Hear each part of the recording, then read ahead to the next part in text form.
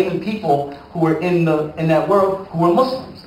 And some, he said, I didn't even know some of them people were Muslims. Oh yeah, Islam is coming, y'all. Y'all ain't seen nothing yet.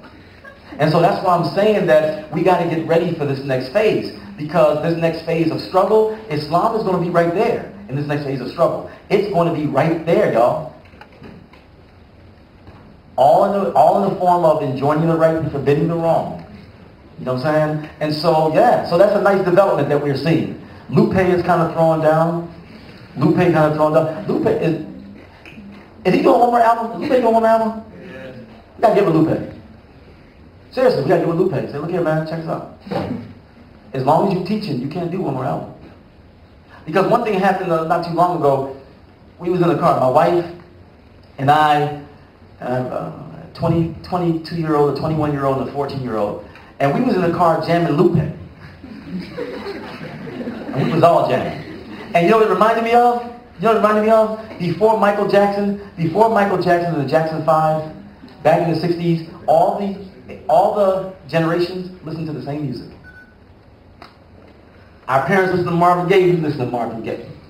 They listened to James Brown, we listened to James Brown. They listened to Temptation, we listened to Temptation. It's like all the generations were sharing the same type of music. And so as we driving and we all jamming off Lupe, he doing his thing, I flashed and I said, you know what? We got to get with Lupe.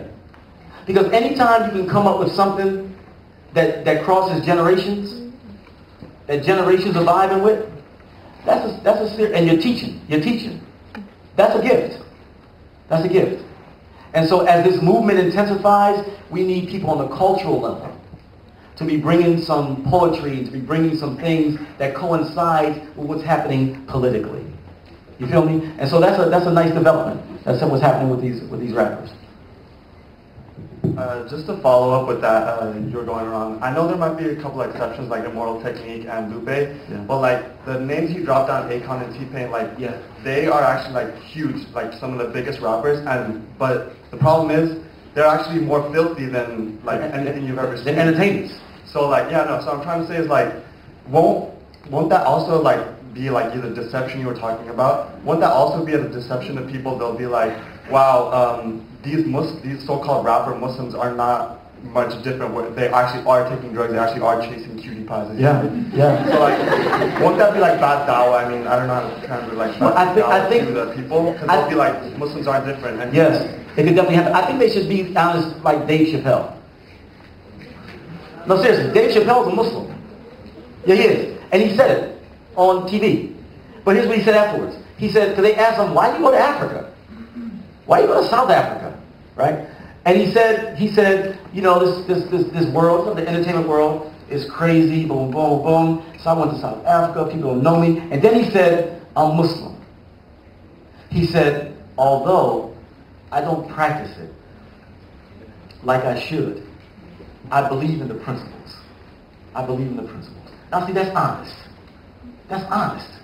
He said, I'm a Muslim, but I'm not practicing like I should be practicing, but the principles of Islam, I really... Now, inshallah, as he gets older, inshallah, he'll become more and more Islamic. What T-Pain and Acorn and them have to do, people like that, because he's right. Because it could really cause problems. They got to be really honest. Acorn. I said Acorn? Sorry. I know, I did it on purpose. But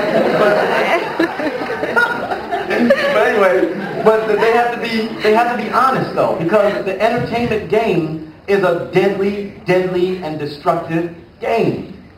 And so if they continue to see themselves as entertainers, guess what's going to happen to them? That's what happens to most entertainers. They're going to burn out. It's self-destruction. That's the nature of that world, is straight up self-destruction. And so, and the other thing too is that we have to, they're entertainers, y'all.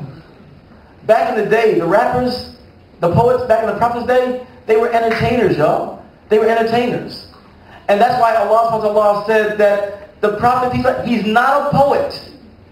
What Allah was saying to the people is that he's not an entertainer. He's a prophet. Poetry is not meant for him. Entertainment is not meant for him. This is not an entertainer. This is a prophet. And so Allah was getting the people to distinguish between the entertainers and a prophet. And so what we have to do today is that we respect the contributions that they make, but they're entertainers. They're entertainers. And so we encourage them, though, to make the best contribution they can possibly make in terms of putting something out there that's truthful. At least do that. Put something out there that's truthful. You know what I'm saying? And that the people that will inspire people, that will at least help bring them to the truth. But if they decide to see themselves only as an entertainer and that's it, they're going to self-destruct. They're going to self-destruct. T-Pain, Akon, and whoever else is doing that, they're going to self-destruct because they're going the entertainment route.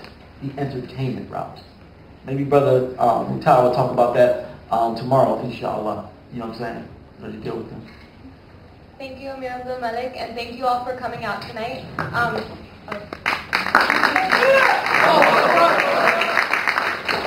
Speaking of black poets or Muslim poets, we actually have Napoleon, formerly of Tupac's Outlaws, coming out tomorrow. He's speaking at 12 p.m. at the flagpoles, and he's speaking at 6:30 p.m. in this very room. And we hope to see you all there. Thank you all for your time again. Assalamu alaikum.